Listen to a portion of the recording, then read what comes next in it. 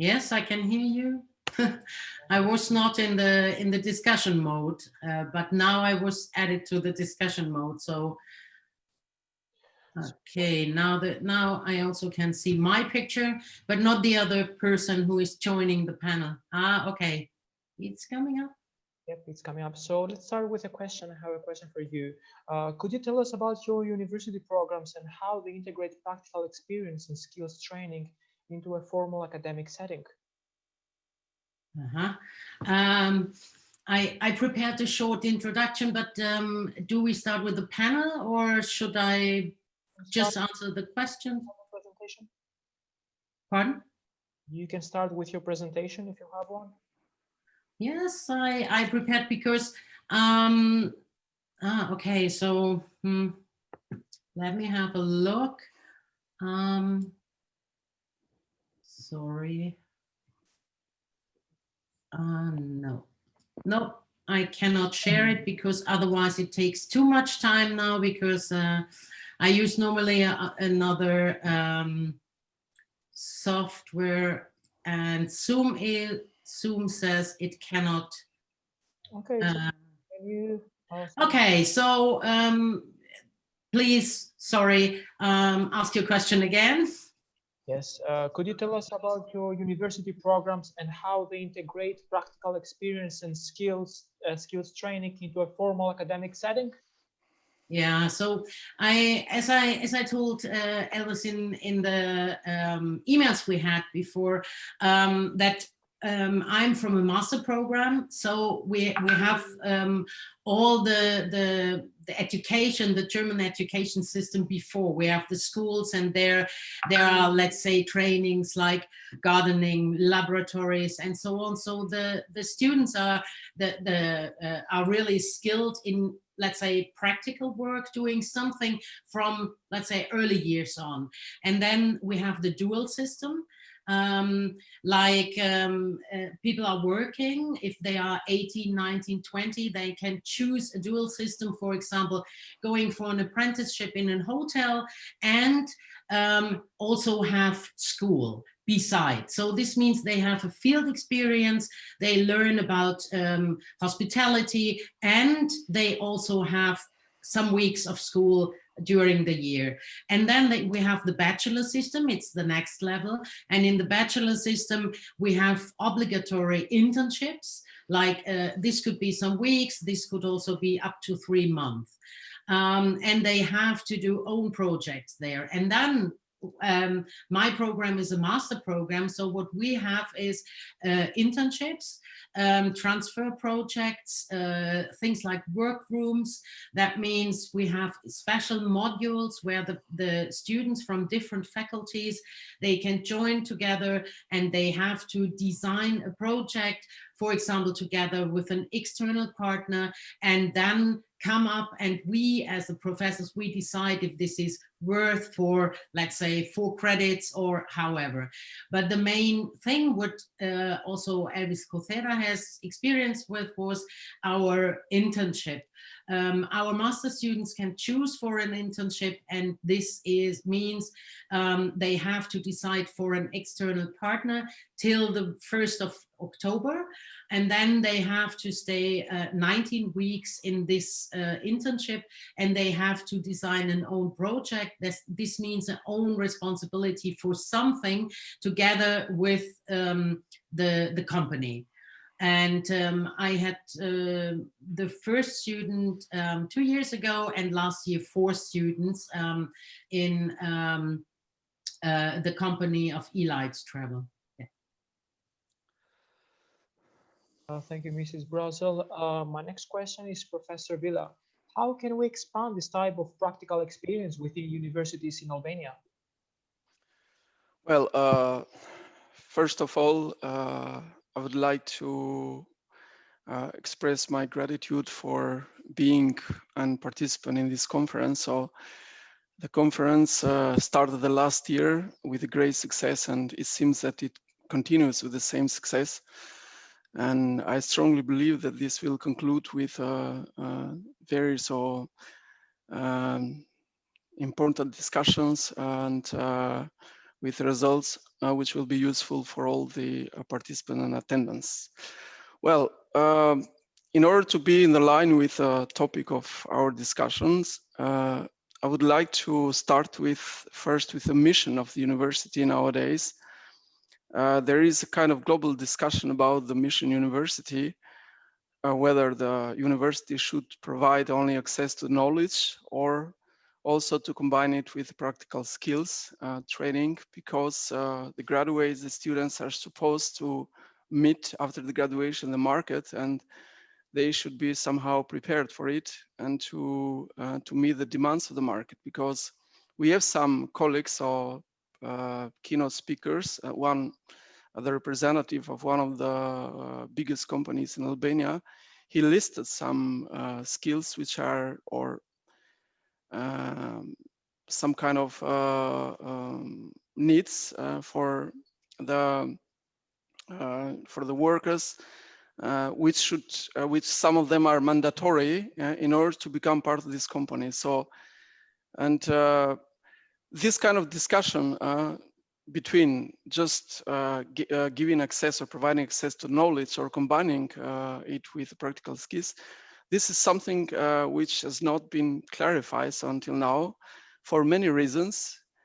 And to start with universities in Albania, so unfortunately I see kind of lack of such provision of practical skills because probably of the fact that either universities here are mainly oriented towards theoretical knowledge, and the provision of the practical skills really needs some technical basis, and I mean laboratories or investments or in the technology, or so depending on the area. But this kind of a lack can be somehow removed in cooperation with the companies, or through kind of agreements with various companies, so that they somehow can provide kind of training, even so kind of unpaid training. Or I mean, so the students can go there and do some jobs for the company in order to improve their abilities, which are related directly with technical aspects, but also with communication abilities, or critical thinking, or doing something abilities, and so on. So a good cooperation between university and various companies would be a very good approach in order to somehow give these graduates necessary skills to meet the job market. And we know, for example, in IT technology, so in the IT market, so the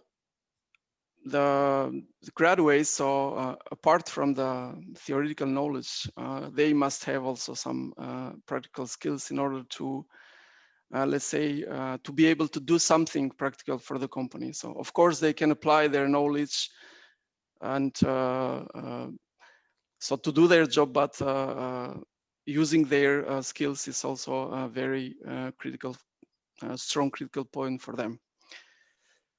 And as for the experience, or here in universities in Albania, I've seen some experience of universities or cooperating with companies, but I doubt that this kind of cooperation has been so very efficient, and because it must be part of kind of strategy. So in order to satisfy on one side the interests of the university, and on the other side the interests of the companies, so in the job market, if they meet at some point, so this would be great. But until now I haven't seen something like that. But of course we hope that it will be improving, so in the near future. So we will have a better skills or graduates in the job market. May I give some thoughts here to Mr. Vila. First of all, thanks. You raised the discussion between universities and universities of applied science. So my university is a university of applied science, and this means we have all over Germany the same, let's say nearly the same rules. That, for example, in the bachelor program, there is an internship and there has to be a rule for the internship with the aims and a quality standard, how this, let's say, cooperation between the student and the company works and what is the outcome and so on and so on. And I also think you mentioned salaries for students. You said the students can go there and work to do something for the companies. I think it's also a part of the benefit has to be on both sides. So our master students, I don't want to send them somewhere without being paid, because I know that they are on a really skilled level, and if they are, let's say, 3 months in a company, you can really give them a responsibility to something. So the salary also depends on the level of the students, and I think a small salary is also a kind of respect from the company to the students. So if you move forward there with small steps, it could also be a kind of respect for the students. And if you are respected in a certain way, maybe your motivation is also bigger than if there's nothing behind.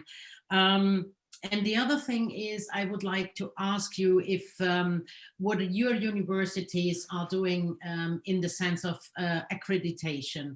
Are you also accredited in the European community? So we have to do, as a German university, there is a quality assurance in the European community, and we have to follow this process I think it's every 4 years, something like that.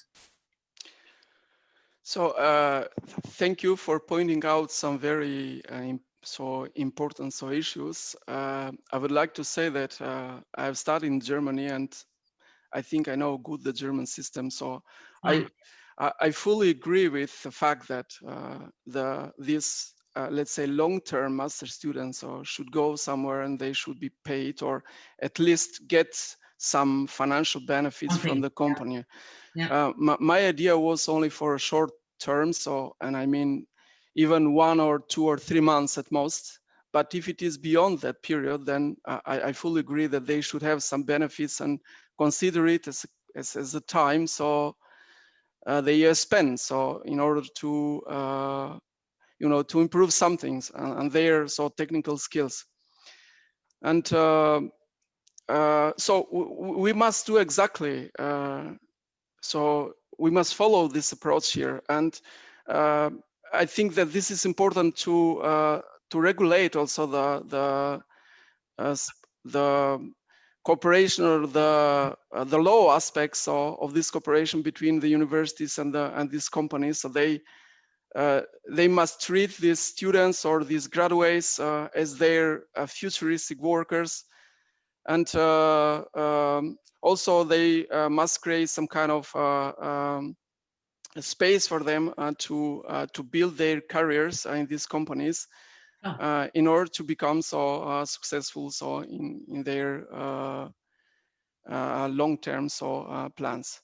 So about the accreditation of the university, as far as I am informed, so we got recently 6 years terms accreditation. So, but if you are talking about the institutional accreditation, because we have to go through another accreditation procedure, so which is an accreditation of the study programs, and this is something that we are going to do in the near future. But up to now, so we got this 6 years accreditation, which is very good for the institution, and which makes this a really very trusted partner in cooperation with other institutions or companies.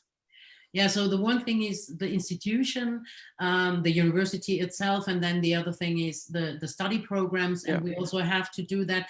I was only raising this issue because you said you have to make sure about the internships, for example, what is going on in the companies and so on. And we were forced by the accreditation to make really rules and regulations for, let's say, a cooperation with a company with all the aims and everything inside. And if you have that and it's accredited, then it should work a little bit better with these rules.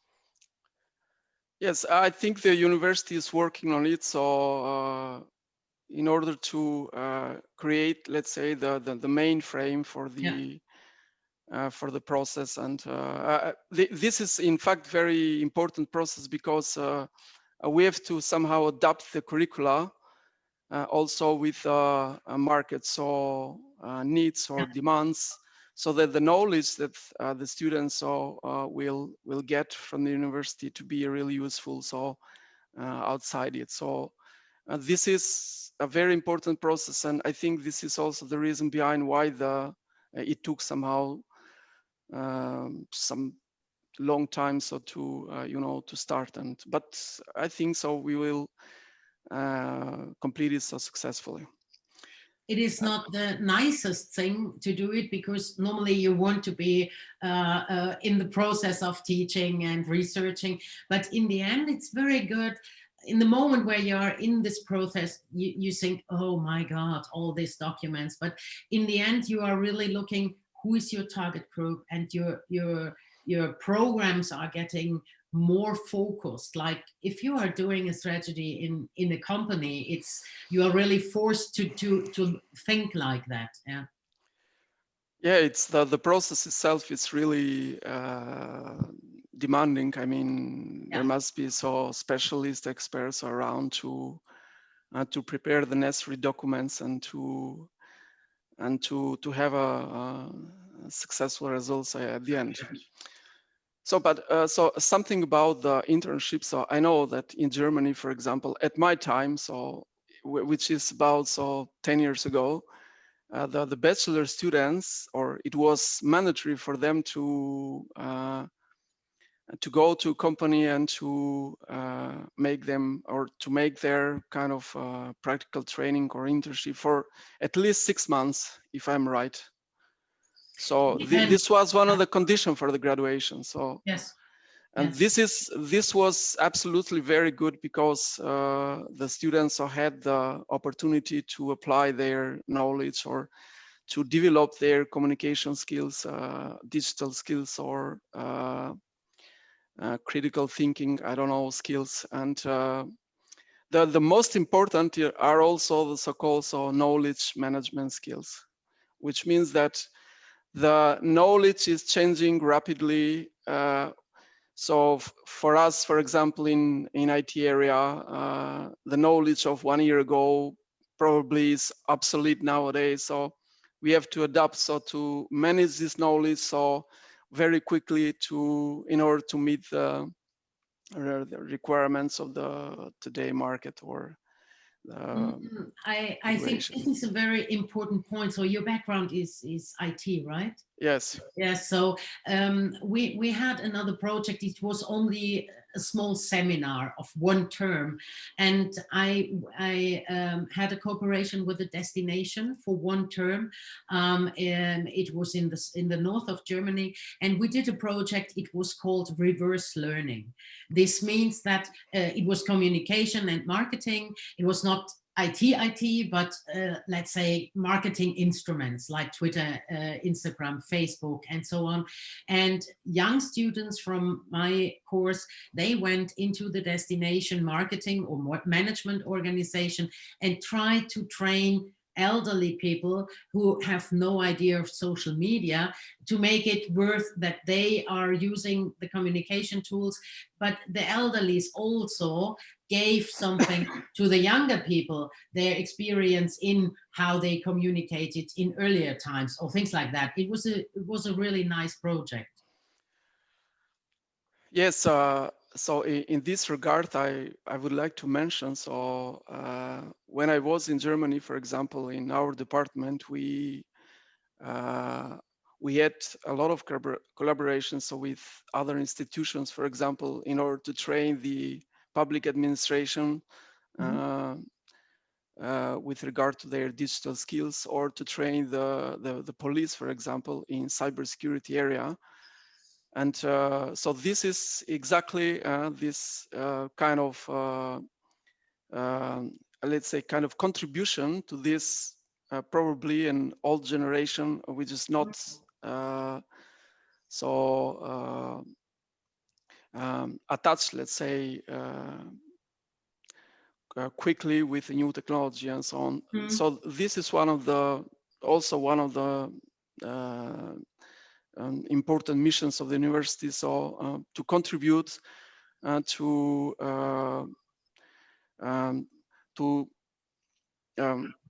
different, not only institution, but also with a part of the society. Yeah, and also different methods. Maybe it doesn't work all the time.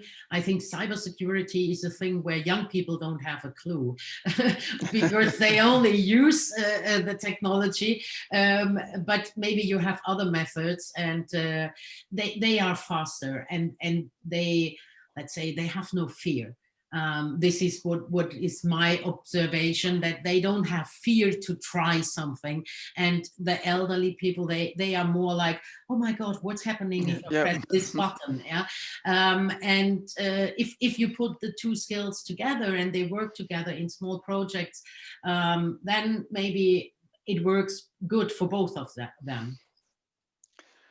Yeah, well, the cybersecurity skills are very specific, so they are provided to, to specific institutions or to specific target group of people, so who are interested in it. But the first project was so with the provision of this assistance, so to the administration, which were the the level of the people who were somehow afraid of new technologies because of any wrongdoing, so with the system. But at the end, so they were happy that they had the opportunity to get involved in this world of technology, and most importantly, to use it for their daily job.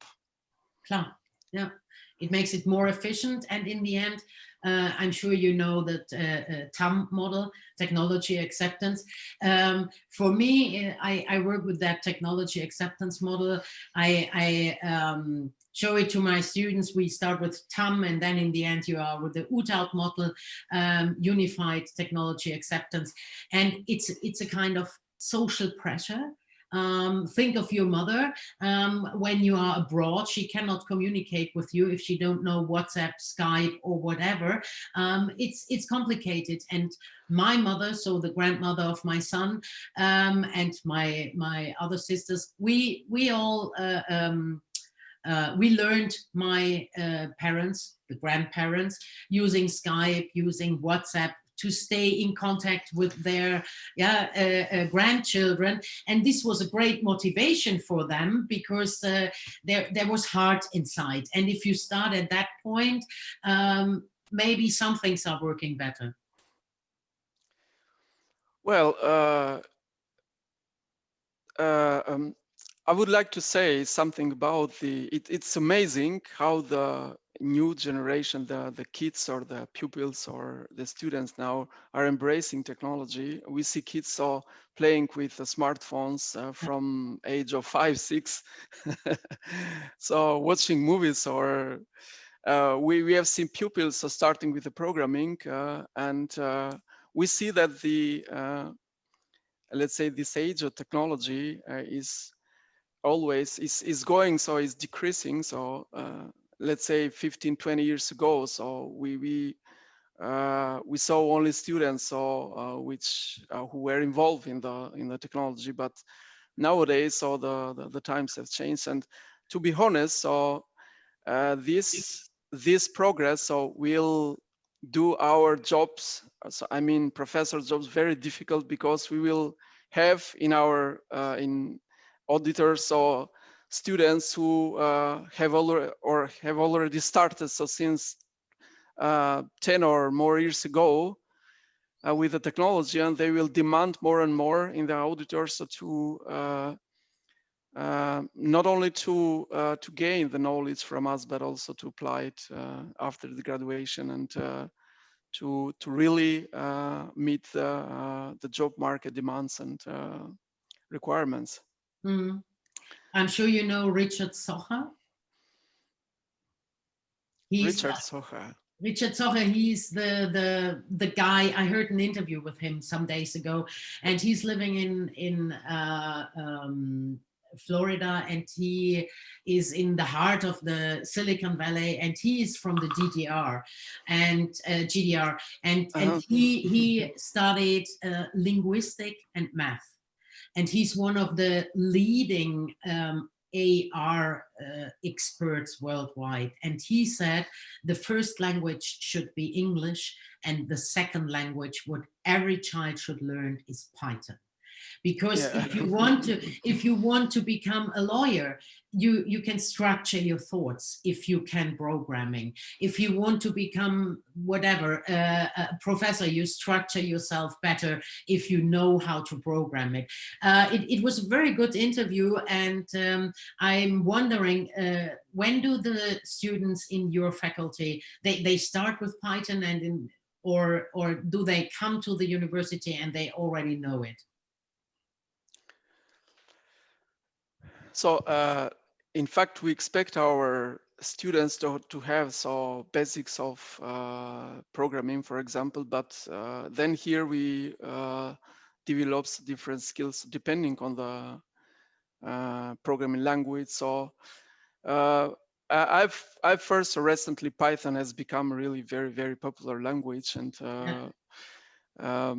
we teach them in the master level.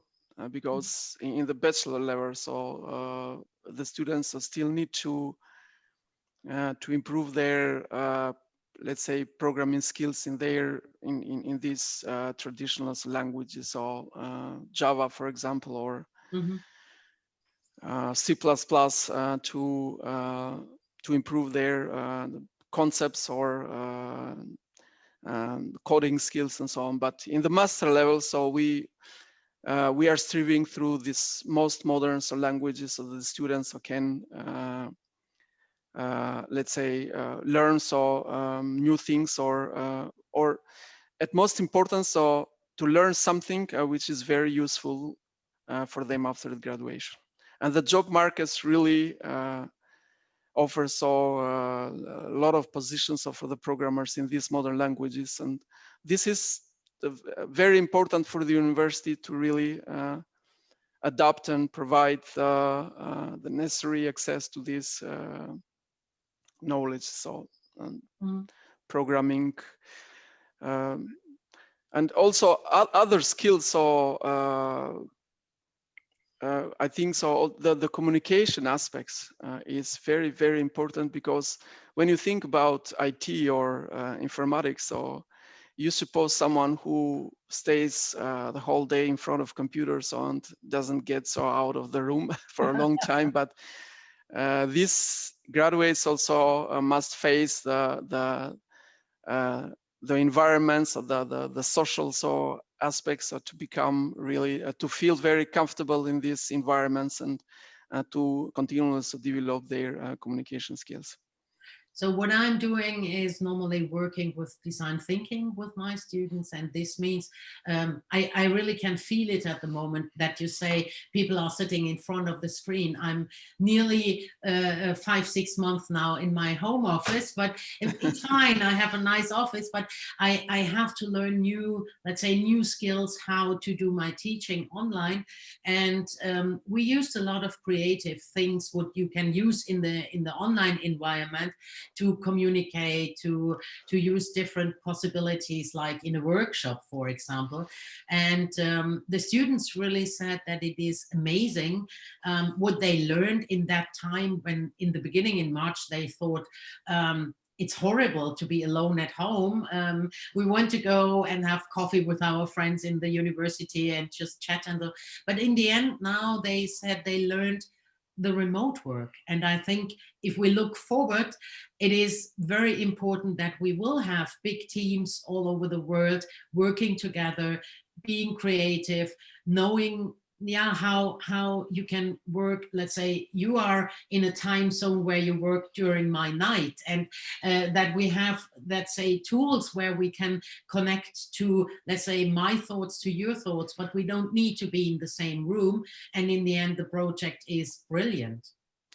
So definitely the pandemic has its, let's say, positive side, so that it interconnected a lot of people around the world, and let's say brought them so closer, so through the virtual communication world. I'm sorry for interrupting, but we are running low on time. So I have one last question for Mr. Vila. Professor Vila, is there any commitment from now on? Can we have more partnerships in 2021 for more practical experiences? Yes, please.